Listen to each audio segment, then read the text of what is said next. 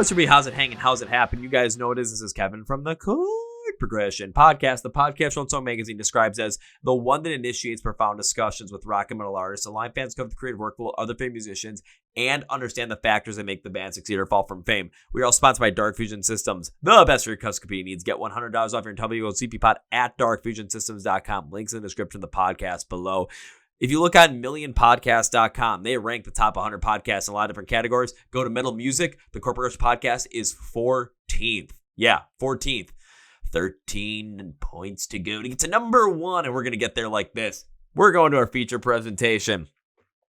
I think of the 80 or so episodes that we've done already in 2025, when we asked the question, name 3 artists, this band has come up time and time again. I've been waiting to get them on the podcast because their sound is just that damn fresh, and we got them. Please welcome to the show, Alex of Vianova. Their brand new album, Hit It, came out back in September. Not only do we go into how this album was created and the freshness of the sound, we also dive into how all those different influences came into the sound as well from the songwriting perspective. But then buckle up because there's a conversation here about Sleep Token, Bring Me the Horizon, and how these transformational bands that come up with these sounds that are unique and also just transformational throughout the entire industry really come up, and just we take a look at it and see why. It's a beautiful thing. I love this conversation. Let's go! Yeah. Well, ladies and gentlemen, boys and girls, listeners of the Chord Progression Podcast.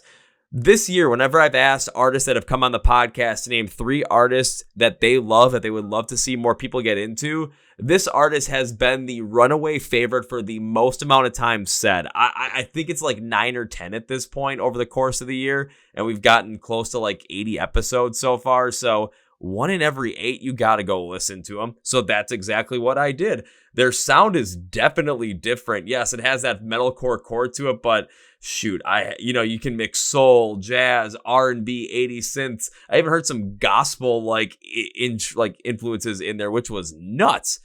So this might be one of the most fresh sounds in modern metalcore that there is right now. Their brand new album, Hit It, released back in September. You can go check it out now. And if you're over in Germany, they're going to be going out on tour with Arlies towards the end of the year. But I'm going to want to see him come over to the US because this is just that good. So please welcome Alex from the band Vianova to the podcast. So Alex, welcome to the Chord Progression Podcast. Yeah, what's up? A pleasure to be here and talk all stuff Vianova. Pleasure to have you here. Well, first off, again, we're about a month and a half since the release of Hit It, and I was super excited to see this album come out. All of a sudden, felt like out of nowhere too, because all of a sudden one day I'm like, oh, Vianova released a brand new album. I gotta go listen to this. But since the release of the full album, what has been the reception, not only from the fans, but also just the larger metal community at whole? Yeah, so honestly, the reception has been quite positive. I think we couldn't have imagined it better. I think with things like these, you obviously have to view it in terms of percentages, just because in our camp, in the Vianova fan camp, people are, I think, mostly very happy with it, which is the most important thing. I think in the grander scheme of things, we're just penetrating, the bigger metal scene and just taking in more people. And I'm seeing a lot of comments of people being into it. We've played the first gigs after the record where, people were going wild singing the songs, which is always the coolest thing to see. Right, but in the greater context, obviously there are a few people that don't get it, but it's totally all right as well. But yeah, overall super positive. Not only just positive, but people are very into it, which is super cool to see. I'm not surprised that happened where not only people really into it, but there's some people that just don't necessarily get it. And the reason I bring that up is because it's very similar to Sleep Token back in 2022. It was if you were really into music, if you're really into the heavy music scene, you knew about what Sleep Token, you knew the difference that was there. And either you really liked it, like a bunch of my friends, or it was just something that you respected but really didn't get into just because your tastes were just not aligned with it, like myself. But then once that traction started hitting for them and it just absolutely blew up, not only was the respect still there, but it's like, hey, I'm loving watching this, even if the taste isn't, perfectly aligning with what I want. With you guys, though, it's the difference is definitely on that taste that hits for me. But I can see why people that are into music really love it, and why you guys have been that consistent pick for name 3 artists that you love, that you want to see more people get into, because there's people that really truly are just listening to it. They get what's going on. They understand it. They enjoy it.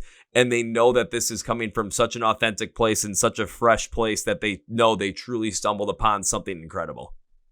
Yeah, and I also like think just like with maybe Sleep Token in a way, not comparing us to them obviously directly, but there's like I think this aspect of like us also like doing some left field stuff that maybe doesn't click at first. Like I remember my first time listening to Sleep Token, that was probably during the pandemic. I was listening to Sundowning, and they're like I didn't love it at first. I was like, yeah, this guy's singing kind of weird. I was like, what the fuck is this? But like, and it also like made me feel like back then, like maybe a little bit less just like flat out just pop, but like it made me feel uneasy in a way. But like the fact that it did trigger like some kind of emotion made me want to listen more.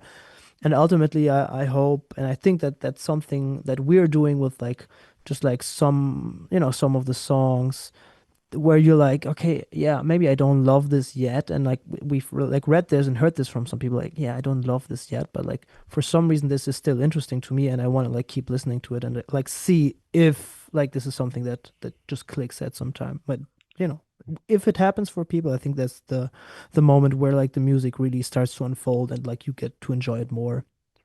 Oh, absolutely. And I think that's a great comment that's coming from people where this might not necessarily be like connecting with me at the moment, but I still find it very interesting. I want to continue to go back to it. When we as fans or we as music lovers find artists that for some reason we're drawn to, but when we listen to their sound, it's like we're just not necessarily seeing it. We keep wanting to go back and back for more because we know we're going to see it at some point. It's just a matter of when. I've had multiple artists like that myself. I tried getting a We Came as Romans for the longest time, and it was nothing was hitting until I saw a comment on a different video saying, hey, this guitar tone sounds like Wasted Age by We Came as Romans. And I immediately shot over there, listened to it, and now We Came as Romans is one of my favorite bands of all time. When it came to you guys, though, it was something very similar where my first listen to you guys was like, I like this. It's interesting. It's not hitting me as perfect as I think it could, which I think people are really waiting for and really expecting and just go off of that first inclination. But it was always so interesting that I wanted to go back for more. So even before doing this episode, I listened to the album probably 2 or 3 times during my time in the gym. And every time I was getting something brand new out of it that I was enjoying or really connecting with. So it was every single time I'm listening to this, there's a new song that's popping out that I'm like, no, this is the best one on the album. No. The one at the end is the best one. No, song number 3 is. It just kept happening like that because when you're interested in music like this and when it's so fresh, you want to find those things that are interesting there. And when you let it happen, they come to you. It's a beautiful thing, and that's what made me more into the, your album Hit It than I think it would have been on first pass. Yeah, and I think with a record or like that or like a band like us, in a way, like it can be a negative to some people that is like so all over the place or like so diverse as maybe another person would put it. But on the other hand, there are maybe a lot of more like points of entry in a way where like, maybe you could be drawn to it because like you like a crazy breakdown that we have, or you like a epic chorus on another song, or maybe something that is more melancholic and introspective. Like that's something I think the album really like has a lot of like different stuff that you can get into. It's not by design. It's not like made to be more appealing to like a broader audience. I think that doesn't make sense because if you want to do that, you better like have a perfect product that delivers the same thing constantly, which this album is not doing, right? But I think like if you're the type of person that is open to just like maybe entering at a certain point and just like being intrigued by it, and as you said, just like listening through it and like being able to maybe in different points of your week just be in different moods and like connecting more with one song there with another song there, I think then you will have a cool and more complete musical experience with this album, which I personally like a lot, and I'm very happy that we're able to deliver and like give that to people in a way. However, I also understand if it's too much for people, or if there are like listeners there that are disappointed if they listen to Ooh Ya Ya, the one crazy single, and they expect the album to be that way, and then they listen to the whole album, and it's not that. You know what I mean? It's fine. Oh, that totally makes sense because yeah, if you listen to Ouya and then all of a sudden you go to even on the album run through, you go to Ouya and then you go to Obsolete to close out the album, you're Yeah. getting something completely different in terms of overall mood, tone, inflection, style. Hell, throughout the whole entire album, you're getting that. It helps, especially now compared to maybe if you guys would have done this, 5, 10 years ago, when this idea and this mindset of from the fans specifically, being so open to bands trying so many new things and experimenting with so many new ideas. What you guys have done here has not only taken that in your own direction, but in my mind has done it in such a fresh way when so many people are also doing the same thing that it stands out beyond belief. It stands out more than many other albums that I've heard this year that have, not to say tried to be completely different, but when the artists are creating them, it's just the inspiration to try new things is there. What you guys have created on Hit It has hit on so many different points, and I do agree with you, has provided so many different points of entry into the band. It's not a perfect product where you're going to be so set in with one style that everyone that likes that style is going to be perfectly into it. There's going to be songs that people like myself are into that then the others were not. But that's the beauty about, music and, you as an artist. We can take the things that we enjoy. We can say, okay, maybe that song's not for me, but we're not saying, oh, this song's not for me, so then this artist isn't for me. We are curious to see what is always going to happen next. And then what, like you said, what mood I'm in at that point in time is going to make me like a song at that moment more or less, or connect with it more or less. Because if there's something I'm feeling and there's a song that I wasn't big on at first that I connect with right then and there, now that song is a favorite and I'm not losing out on that.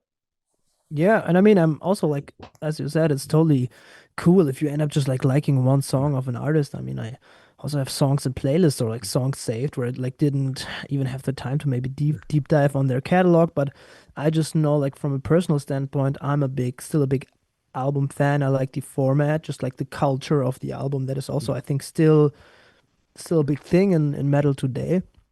Mm-hmm. And therefore, like the ultimate goal obviously was with this to make an album that could be like is listenable, and also like just the fact that people are picking up on that, and that like the core fan base was also like, yeah, you guys released like what, 5 or 6 singles. I mean, with the release 6 singles, but like Mm-hmm. before that, 5 singles of the album. Like I've basically heard all of it, but like now that I'm listening to it in its entirety, it's okay, just because like the whole experience is still so fresh, so new, and puts it all into perspective. That's something that I'm really happy about, just because that was like the ultimate bigger goal, and the intention. Obviously, the intention and what people end up doing with the art is always different, and I get that not everybody has like 45 minutes to listen to it Mm-hmm. on end, but again, that was like the attention, and it's cool that I think we were able to deliver on that end, in my opinion. Oh, you definitely delivered on it. And I can speak to that today when I was listening to when I was in the gym, because I was like, okay, I'm going to listen to this thing once again. I'm going to get into it and I'm going to make sure I'm prepared for this today. First thing I did was jump on the exercise bike for about 30 minutes and I just started from the beginning. And lately, I'm not going to lie, there's times where it's like I get into it and I'm like, I'm listening to a lot of the same songs over and over again because I like them. I like the way they make me feel. But because I've listened to them so many times, I'm kind of just getting like I can't focus like I need to. Now, listening to Hit It from beginning to end while doing that, I got through the first like 12 minutes of the ride through the first 3 songs, and I'm like, I'm already through this? Like, I was so entrenched mentally into what you guys were doing musically that I didn't care about the fact that, I'm starting to sweat like a madman and my quads are starting to tighten up a little bit. Not thinking about that because I was invested in what the whole entire album experience was and how it was going to be flowing through. And then when I got to do it again and again later that day, yeah, it just kept working. It just kept getting better. Yeah, and I think that's like one of the cool things about music, like just opposed to other mediums of art, or like why music is like, I think like important or like unique in that way, opposed to other things, is that like you as a listener, you are able to integrate it into your life or your stories, you know what I mean? Where like it becomes a part of your experience, where in a way with like a movie, you're watching it and that is taking your attention, your Mm. everything. But in a way, like with music, you get to have it be like the soundtrack of what you are doing in the moment, and you end up making your own story. And if that story is like, yeah, I didn't feel my quads today, and I was feeling pumped at the gym, that's super awesome. Mm. Yeah, I think you say it exactly perfectly especially when it comes to music and as that medium. You think about a movie.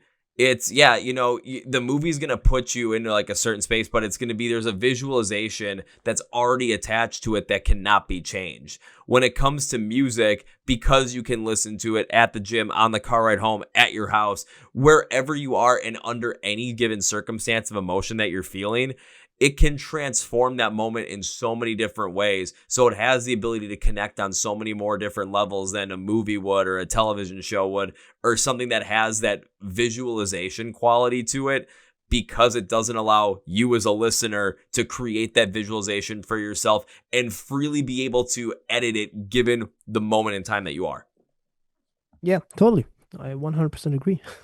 Yeah, and that's why another great thing about, especially with Hit It, with what you guys have done, not only the sound that you create, because again, it is so fresh in my mind. It is so much more eclectic and different than a lot of other things that I'm hearing. Even when some certain artists are trying to be more eclectic and different, it has that natural feel to it. So many of these songs can hit on so many different points in time. Yeah, oh yeah, is going to end up getting me pumped at certain times, but I listen to Wheel of Fortune, and the opening to it sounds like, there's like a gospel chorus singing in there. And for me, I don't listen to gospel at all. It never really connected with me ever.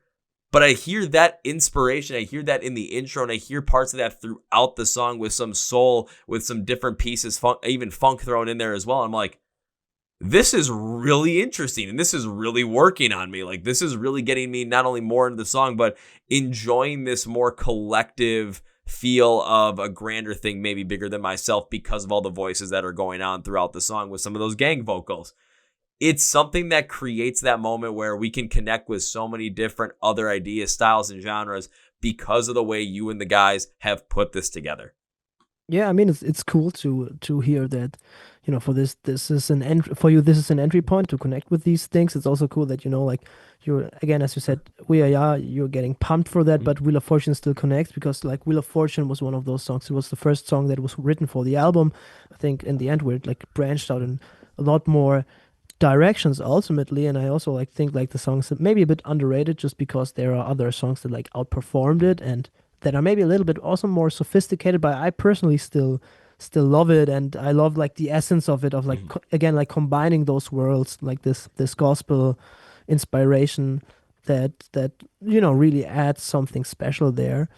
So yeah, it's just super cool, and I think that's awesome about the record. Like I don't want to glaze myself, but like you get to like what you do ultimately. But I like that we're able to just like um just integrate those worlds and like experiment with them and just like see what happens and make it world work and give it that dimension, if you will. Oh, absolutely. And when it comes to mixing a bunch of these different worlds and a bunch of these different influence and ideas in, because again, I'm always curious to see when it comes to you guys, how does this all work for you guys in the songwriting process? Because I think I said mixing metalcore with soul, jazz, R&B, 80s synths. You could throw gospel in there as well.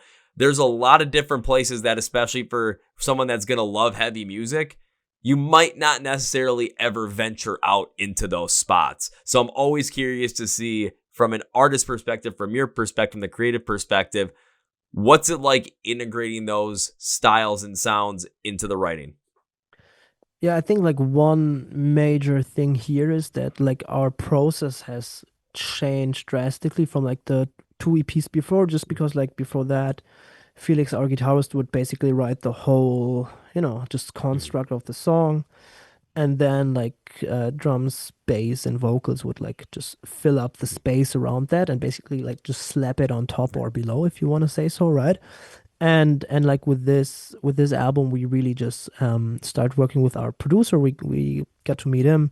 He's just a friend. He's like not some crazy known producer, but like we ended up just doing like writing sessions together in a room as a group, which like just like changed up the dynamic, obviously being able to consider different elements of the song at the same time rather than like having like the whole song be done and then adding stuff on top of that, and also being able to think about the structure, um and being like, yeah, what vocals do we want to have there, for instance, like, opposed to being like, okay, let's write the song, vocals gets slapped on top of the chorus.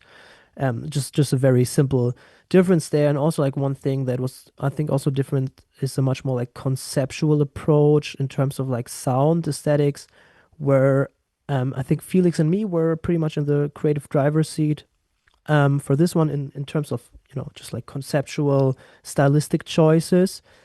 And it's not something like we kind of developed it like in parallel. Like we of course talked a lot about like different stuff, but in a way we ended up feeling very like just like the same on a lot of these topics. So like there wasn't a lot of creative friction there, which was super super cool for like just I don't know some like God kissed us at the same time. Or like just like some planets were like in the same row. Mm-hmm. And it affected both of us at the same time. I don't know what happened there, but like ultimately we were super just like on the same page with a lot of this stuff. Ended up, as I said, like being, I think, like the creative drivers of this. And like I personally, like I knew what kind of influences I wanted to have.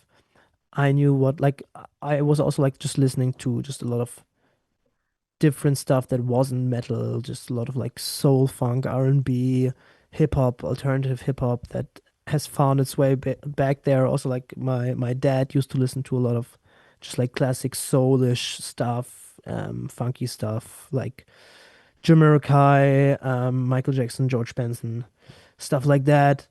So like I had that, like I grew up with that. I have that in my musical DNA, my surroundings. So it's something that is like if I tap into that, it's just because I've known that, and it was just something I listened to more during that time. So yeah, it just ended up like just like rethinking different stuff, being like, hey, how about what if we try this here, and just try to make this happen, and it's just a lot more exciting, or like felt a lot more exciting for us than to be in a mindset where you basically want to build something that is like other stuff in the genre right now. Like it feels more like that way for me. It feels more like a competition. You know what I mean? Where like, Mm-hmm. okay, yeah, I want to make the best technical metalcore song, so like we gotta have more tapping and heavier breakdowns and more this, and it's much more like a dick measurement contest.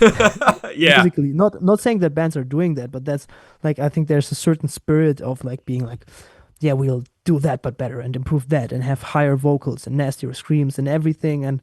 And without us, that like my personal philosophy here was not like I just want to compete with myself. I think Mm-hmm. with Vianova, I personally want to be in a space where there is no competition, not because we're greater than everybody, obviously not possible, but because like it's so much its own thing. And I'm not saying that we're so original. You can still, Mm-hmm. you can still compare it to other stuff. It's still, progressive metalcore with like some influences, but like for me personally, I want to make it feel like that for me, where I'm just like, want to make it more Vianova, Mm-hmm. like as much as I can, and just explore that, and just like also like figuring out what that exactly is in the process. And that's also obviously a process that is not done with this record, but hopefully we'll find that out with each consecutive release in the future. So hopefully it's just a process that's really started with this record and goes Yeah. forward, because again, it creates something within you that you can make for yourself, and you're just making it for yourself. And if you're going to compete against somebody, it's only you. I love what you said about, if there's other bands that are like, if they're out there and it's, we're going to try and make the most technical metalcore song, we're going to try and do this piece of these, ideas for the genre better. What kind of comes up from that is, can you be creative in that? Yes, but it's not being creative as in creating something from scratch. At that point in time, it's seeing what others have done and trying to improve upon it, and you're only going to keep in a certain box because you're going to stay within those certain parameters to upgrade certain things against maybe another. But when it comes to what you guys did, and again, you're taking influences and taking ideas from what you guys have experienced in life, what sounds and what styles were more prevalent at different points, like with your dad listening to people like Michael Jackson, how that idea can come into play, and those particular influences where can we do this on a certain beat? Can we do this on a certain progression? Should the tempo kind of be like this because it can create this moment that we're potentially looking for? Let's give it a shot. Why not? And you get something that has more of that eclectic taste. It's still very much you because it all came from within you. You're not taking a specific template in music and saying I have to follow this, or even a template you created yourself and say this is the Vianova way we're going to write songs and we have to stick within it. You're letting the music dictate itself the way you are feeling at that moment. You're letting the story of the music dictate itself and where you're going to go with it. And whatever influences come into play that connect you to it, because some influences and stuff like R&B and soul and jazz, 80 synths, gospel, whatever else you might throw in there, are going to connect better than maybe what, modern metalcore or progressive metalcore would. Throw it in there. Find out what happens. It's still going to be you, and it could come out even grander than you thought because now you're hitting on different emotions with different sounds, different styles at different times. Yeah, and I mean, ultimately, I think it's like the universal thing about it. It's we're not doing it just to make it grander or more.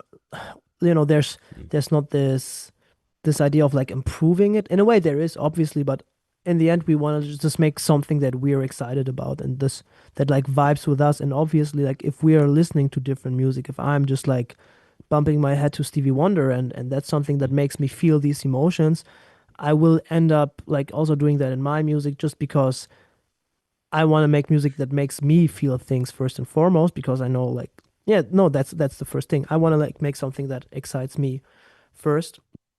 So like I will need to do it that way because otherwise I can't excite myself. It's very like masturbatory in a way. That's a good way to put it even too. I never even thought about it that way, considering potential masturbatory, but it works in that regard, in that mindset. And you're not trying, even yourself, like you said, you're competing with yourself, but you're not competing yourself to better a certain song because at the same point in time, then it's like trying to better a template that someone else did. Every time something comes up, an idea in your head, you're going to let it ride and see what happens. And the way that you're going to compete with yourself and try and get better is by getting better with the songwriting that you want to make and how you're going to create these things. You're not trying to better your own albums or your own songs. You're trying to let them stand on their own and just see the progression as it goes on, because who knows, in the next year or so, there might be a new idea that pops in your head or a new sound that you're really closely connected with. And on the next song that you're going to write, it's like, hey, what if we threw something in there from like, that's really prevalent from like 50s or 60s, like rockabilly type from the United States. You never know. It might just hit and it might really work and it might be the best song Vianova has come out with up to this point in time. It could happen, but you're allowing that to happen as a songwriter and as a creative, and that's when we get something as fresh sounding, as fun to listen to, and as diverse as what Hit It showed. Yeah, and I think one thing you just have to add, I mean, we're focusing on the fact that it is so out of the box, but like if you zoom out a little more, it's still very much like it still very much works in the box of metal, just because like the whole setup of like having drums, two guitars, bass, and vocals, like that is still there, right? So like if you zoom out more and you're telling this to somebody that just listens to deconstructed noise, they will be like, what the fuck, this is just another metalcore album. You guys did nothing crazy here, right? But I think the reason why it works is because we're like in this niche of like metalcore, so like we're still playing in a way to the rules of something that people know and can like identify, but like we're like dancing around the lines a bit in the way we do it, right? So like yeah, I think it's, for me, it's important to notice that, just because like in a way, like I've heard just a lot of like these points that were like so innovative, and I want to say like maybe in the niche for us we are innovating a bit, but also it's very much like we know what we're doing. It also plays like we pay tribute to also a lot of like classic metalcore stuff in there, right? So like it's just like a play on all of those things with maybe a little bit like a small wink from the eye. I guess a good way to plan all those things, but a small little wink from the eye. Again, You know what I mean? It absolutely, I absolutely know what I mean. Again, it all hits, it all connects. you're not reinventing the wheel here. And there's a lot of things that people might listen to from other genres when they pick up, hit it, and they might be like, well, this is very standard for, something that was in soul or something that was in pop, something that was in, 90s boy band-esque style. But then all of a sudden you hit it with something different, and the flow between that part to the next absolutely works with, a vocalist, guitarist, bassist, and drummer. And now it's something completely different. But then someone from the heavier mindset from music might be like, oh, this is different than the heavy part comes. It's like, oh, there's the breakdown.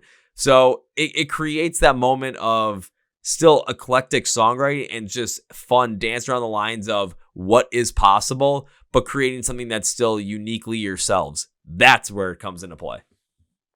Yeah, maybe I think that's like probably the stuff that just like resonates with people. Ultimately, none of the things we've been doing here is particularly new. It's just about, I think, probably like the way we've put it together, and just about like the best case, the character or like the personality that shines through in a way we did it, where it's just like a person where you just like the vibe, like, oh yeah, that's the jokey funny guy, or like that's the more introverted guy or the nonchalant guy, but in a way just because of the way they express themselves, like the vibe just fits, and you get to be friends, you know what I mean?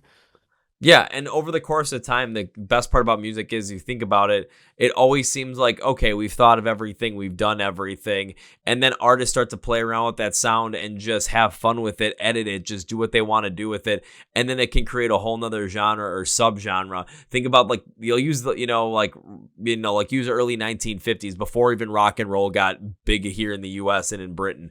There was nothing really of the sort. Nothing really moved anybody. Nothing really got anybody going. And all of a sudden, then by the 1970s, not only did this whole entire new genre and style of rock and roll really take off, but then Black Sabbath came out, became heavier than that, and showed what this thing that heavy metal is. You even go to the 70s. That's when, people that were making like R&B, maybe even add some gospel music in there, they fused that and decided to have this kind of rhythm and flow to it, and that's what created rap music. And that's a whole new genre in itself as well, starting back in the 1970s. It's stuff that, when artists are just having the freedom to take ideas and fuse them together, take existing ideas, fuse them together, not only do you get a more eclectic taste, but you never know what that could create or spawn in the future, because we may think we've created it all as humans. Trust me, we haven't even scratched the surface, but you don't know until you know. Yeah, totally. But in a way, I get what you mean, but also like I feel I'm not sure, because I feel like in the space of metal, I'm not sure if there like is so much like straight up innovation. I think there's also like in a way like the zeitgeist right now really is, and you can see this also in pop music. It's just like to take things from the past and also remix it. I'm not sure why that is. I don't have like a universal explanation, but as I said, like if you look at pop music, just a lot of like the newer production styles are coming out of style. People are trying to like have more of a vintage vibe, everything vintage, or like a little bit, feeling dusty and a little bit damaged. Just getting like back in fashion in a way. Vintage fashion is back. People are idealizing the past. I mean, we're doing the same thing in a way, right? For some reason, maybe it's just that we're disillusioned with the perfect product that we, long back for something that is more authentic and imperfect. Maybe that's the thing. So like in a way, I think also we haven't really established or invented something new. It's like the remix that we're doing that is maybe interesting to some people. And yeah, I'm not sure like what was the last time where it really happened in music. I think like Sleep Token in a way are a good example of that, just because like their concept of just doing a pop ballad but adding a breakdown at the end is something that hasn't been done like that ever in metal. I think like I haven't heard it. Just like doing that way of pop metal fusion. Before that, we just had bands like Bring Me the Horizon doing a pop song, like the pop structure, but having heavy guitars in there. You know what I mean? That's a different way of doing it than being like, no, we will have the pop song. It will be a pop song through and through, but in the last minute, heavy guitars, bam, random, no vocals, just a breakdown. You know what I mean? That's something we didn't have before that. But if you zoom out further, they didn't invent something there even, you know what I mean? They just like took different ingredients. They were like, okay, pop song breakdown, put that together, new thing, you know what I mean? It's not like bands like I don't know if you're familiar with them, like Dillinger Escape Plan, like doing something that is so radically new at the time, or like maybe even Meshuggah, where like the base ingredients of like the heavy low chucks were there at the time, but nobody did it like that radically as they did. You know what I mean? I think maybe the last innovators in our genre have been Viljarta with like the Thal thing that is Hmm. like new and fresh, but apart from that, I don't think we're part of that wave. And it's very rare, even rarer than some people might even think. Just like something off the top of my head here. Oh, you make a great point. It is incredibly rarer than people might think, because when we think about some of the bands that have really, done that and have completely started that off, I mean, we can name a lot of them, but think about how many bands that are a part of those, genres that you still can name, or all the artists that have ever come beforehand and the small artists you never even knew about. It is something so rare, but because the visibility is so high when something like that happens, people think it happens all the time because you can just easily see it and pick it out in your head. And it's again, it's, you think about even like when you're bringing up, artists like what Bring Me the Horizon, what Sleep Token did, what even some others like, from before, like what Linkin Park ended up doing back when they released Hybrid Theory. True. It wasn't they weren't just inventing something so brand new. It was they were taking ideas and just trying to make them their own. And it eventually just turned into something that created its own thing. So Yeah.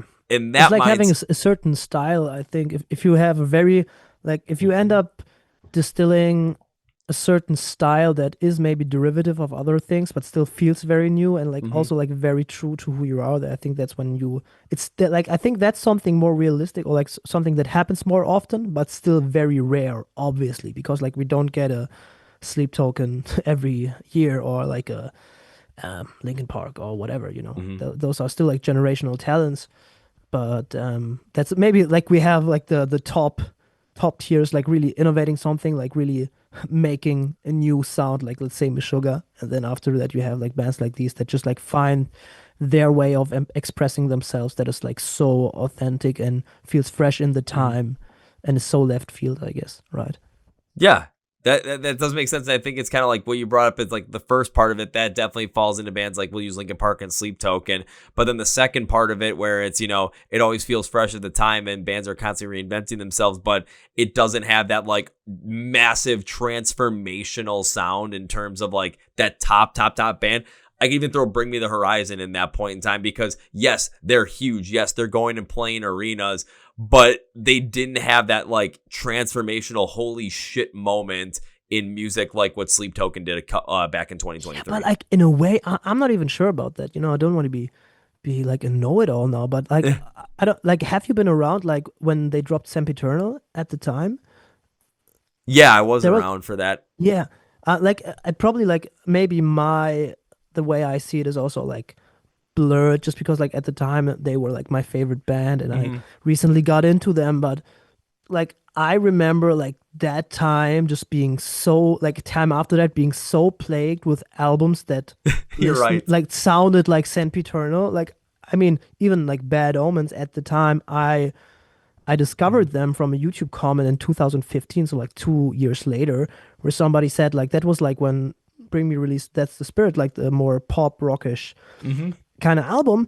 And I remembered when I read a comment that was like, yo, if you guys miss Sempiternal, listen to this band called Bad Omens. They just released a record. It sounds like Sempiternal. I listened to it. Guys, you can listen to Bad Omens' first record. It's a really good album. I enjoyed Hmm. it a lot, but it's basically like Sempiternal 2.0, which is totally fine, right? But like there were so many bands that were like just ripping that style, just because like Bring Me the Horizon, I think really just like they always like set the bar, I think, for the genre they were in at the Hmm. time, like during that period, and like just having those tight, catchy songs, catchy riffs, Hmm. catchy sing screamy choruses, this grand harmonic thing, like the electric stuff, like they really left an imprint. And like for me, like maybe before that could be that somebody who was an earlier Bring Me fan will be like, no, dude, you don't get it. It was even like that before that with like Chelsea Smile, like the second album that was more Yeah. metalcore. Could be, you know what I mean? But like for me, in my mind, like Sempiternal was really that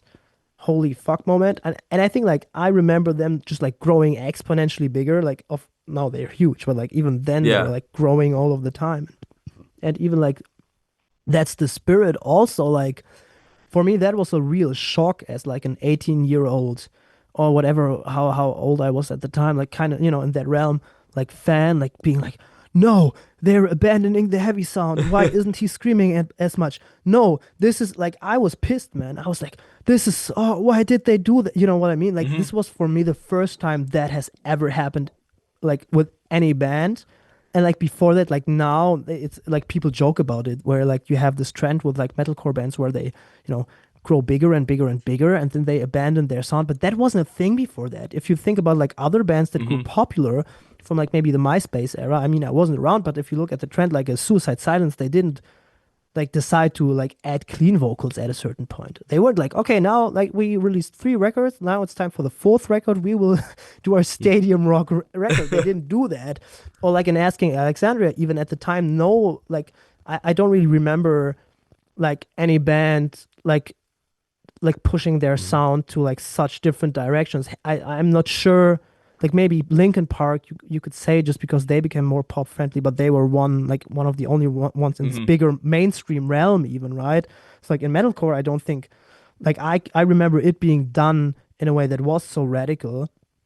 So I would argue that like Bring Me the Horizon did actually do just that with every album at the time, just because the steps they took that are like seem so normal now. As I said, like online people joke like, oh, now band XY is doing their sellout record. Haha, yeah, they're at this, they have so many listeners now. Now they want to play stadiums. I knew this stage would come. People anticipate it even now, Hmm. but that's only because like Bring Me did it. However, Bring Me did it successfully, right? And they Hmm. were able to rake in more people, and now they're at a point where like you as a fan, you don't even expect what they will be doing next, and you're okay with everything because they've built that trust of being like, hey guys, we are doing our thing. Maybe it's catchier, maybe it's heavier, but it will still be like fresh and Bring Me the Horizon. People are okay with that. I think that's very unique about that band.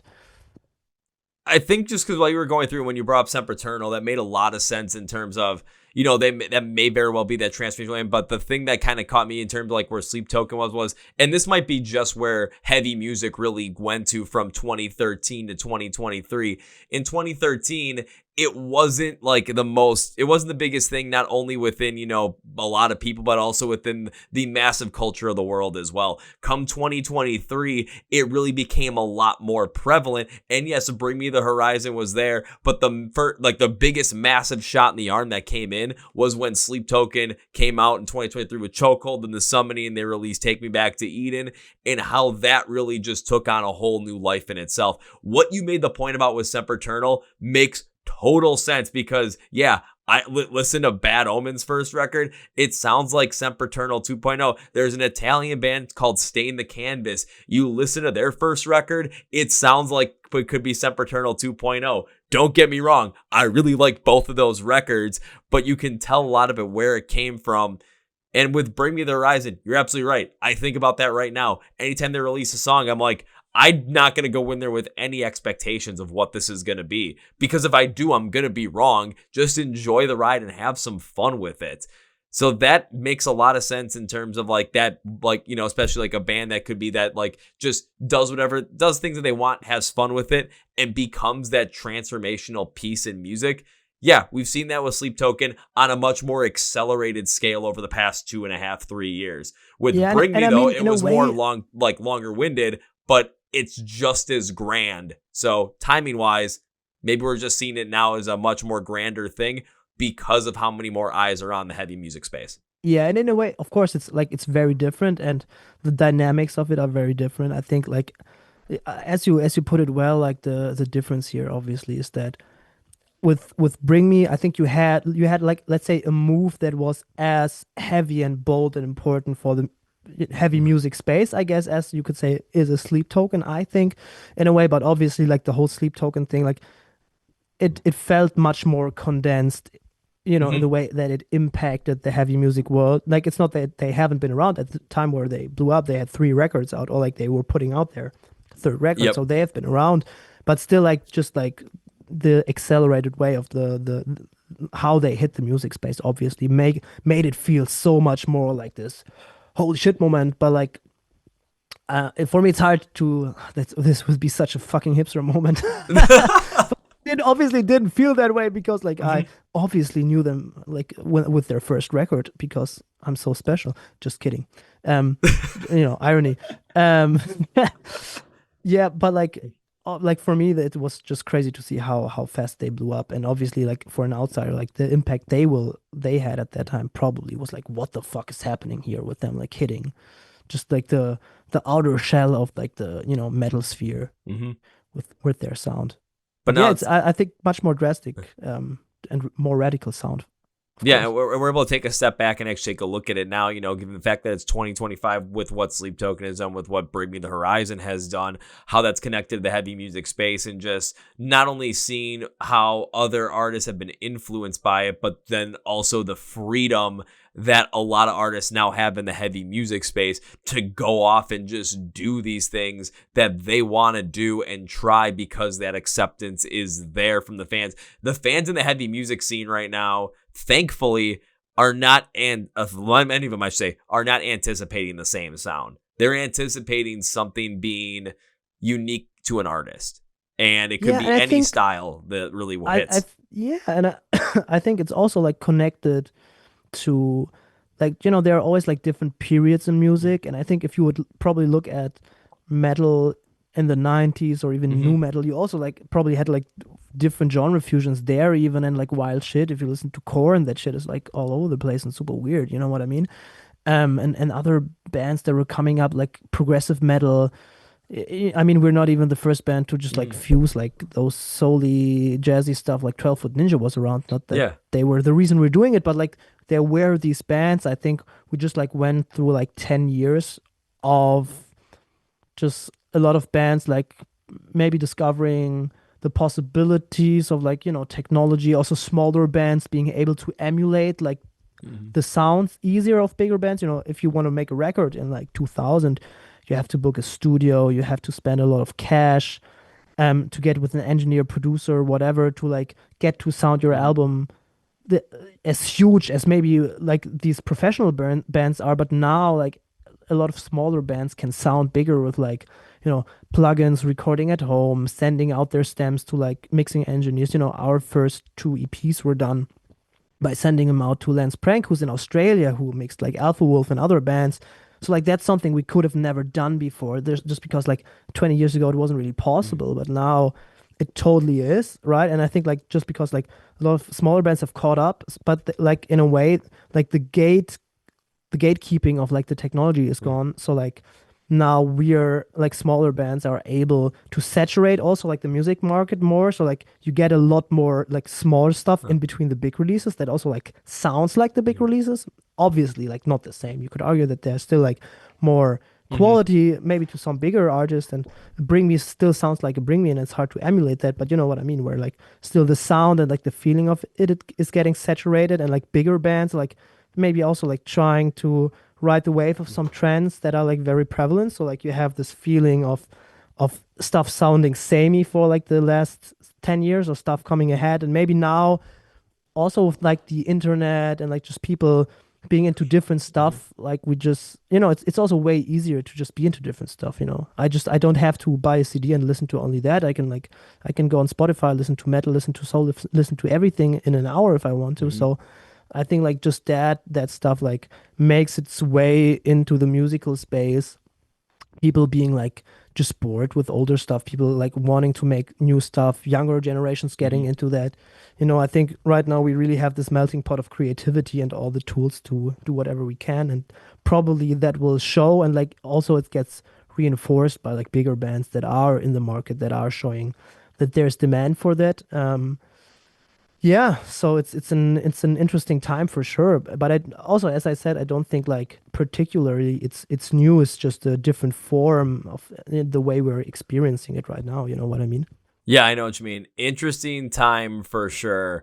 And I'm as much as I'm loving this conversation, Alex, I know you aren't feeling the best. So I really want to thank you for not only diving deep into all this stuff, and then also just kind of going into a realm of music, especially with this whole Bring Me Horizon, Sleep Token, just the mixture of everything that's going on, the moment that we're in right now, diving deep into that and really, really going off on it. I was absolutely a fan of it, man. So I want to thank you. I want to be conscious of your time, but I have to ask that one last question that has brought so many of my memories to you guys, that so many artists have provided me. Got to give you the opportunity. I've alluded to before, but I'm going to ask it to you. Alex, can you name me 3 bands or artists that you love that you would love to see more people get into right now? Yeah, totally. So first one, I gotta rep the locals. There's this German band called Cora Winter. It's Kora and then Winter. Like the winter is like 2 words. They're a German-speaking local band, mix of like post-hardcore, hardcore, death metal, metalcore, just super wild stuff. For me, the coolest band from Berlin. German-speaking, super wild. A lot of hip hop influences. Just amazing. If anybody wants to listen to that, I would be thrilled for you to do so.